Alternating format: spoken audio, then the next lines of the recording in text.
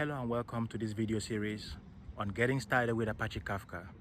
My name is Israel Ekbo from Easy Academy and I'm your instructor for this video series.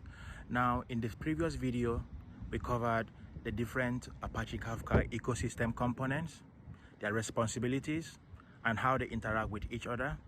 In this particular video, our focus is going to be on talking about the clients that are available for interacting with the Apache Kafka ecosystem component, particularly the broker and the schema registry. So this video is going to talk about those clients.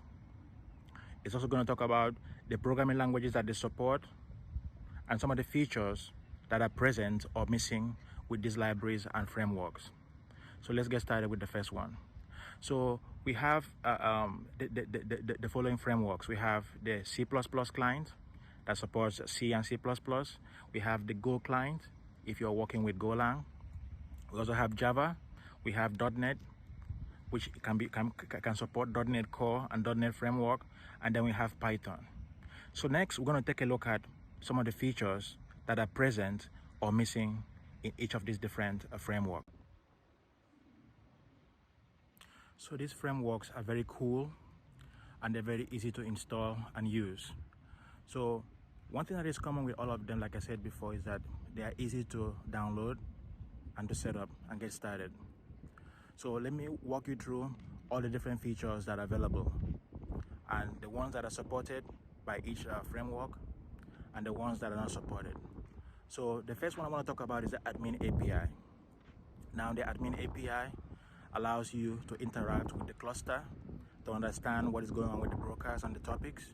You can also create topics, delete topics, modify settings on those topics using the admin API.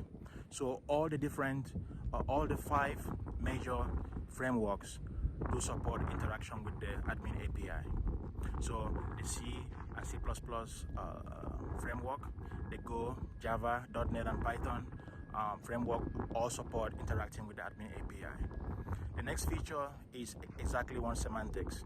So this has to do with the delivery of messages or events by the producers into the Kafka cluster and then also picking up those messages by the consumers.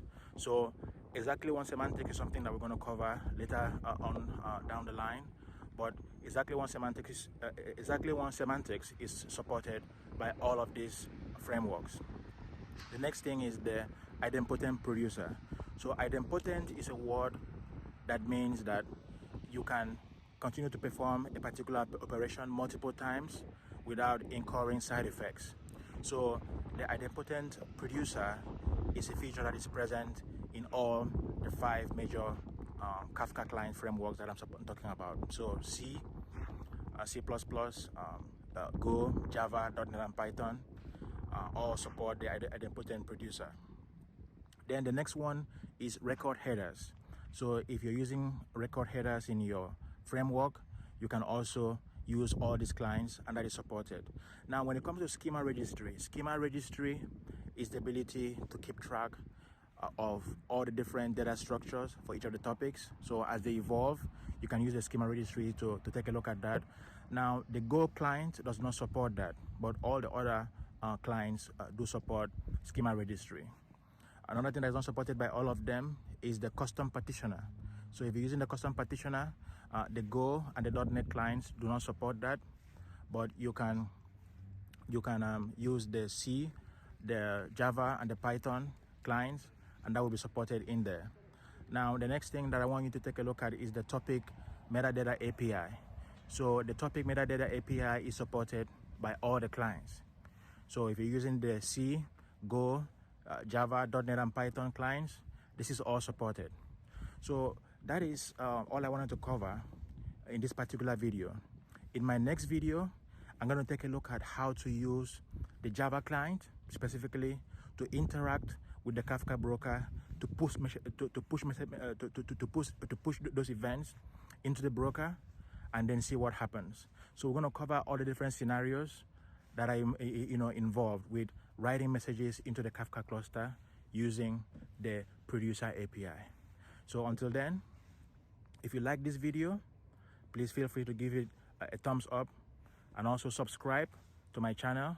And also, if you have something that you would like to see in another video, please put it in the comment below and let me know, what you think. Thank you very much for your support, and I will see you in the next video.